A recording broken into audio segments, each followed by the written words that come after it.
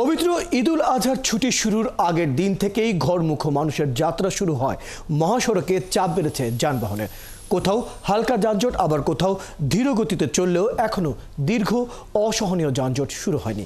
পদ্মার পানি বাড়ায় পাটুরিয়া ঘাটে 3টি এবং দৌলতদিয়ার একটি পল্টন ডুবে যাওয়ায় ফেরি চলাচল ব্যাহত হচ্ছে।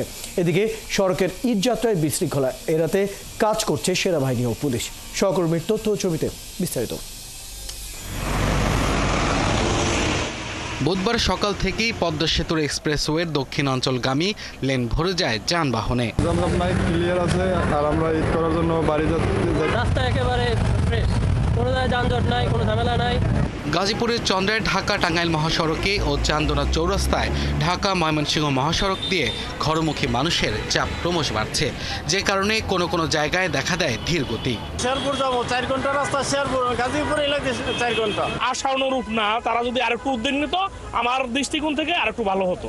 বাড়ছে যমুনা সেতুতে টোল আদায়ের পরিমাণ। টাঙ্গাইলের 65 কিলোমিটার অংশে 6 শতাধিক পুলিশ সদস্য মোতায়েন করা হয়েছে। যমুনা সেতু পুরোপুরি ফাঁকা রয়েছে, যানবাহন খুবই স্বাভাবিক গতিতে যাওয়া আসা করছে।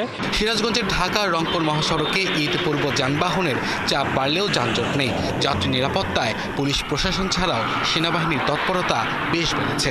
বাইপেলে কিছু জাম আছে আর চান্দুরাতে কিছু জাম আছে, তাছাড়া পুরো রাস্তা ফাঁকা।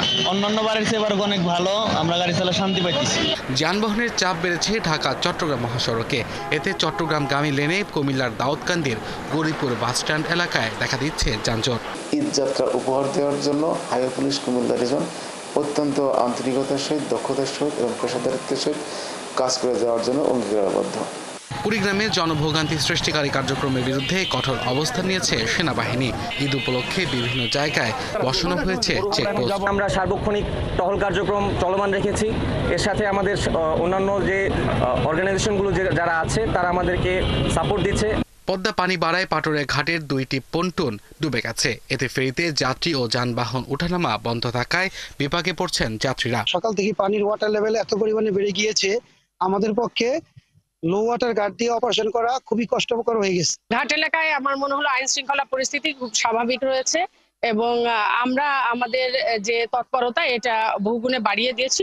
রাজবাড়ীর দৌলতদিয়া 7 নম্বর ফেরি ঘাটের র্যাম্প তলিয়ে যাওয়ায় সাময়িক সময়ের জন্য বন্ধ রেখেছে কর্তৃপক্ষ।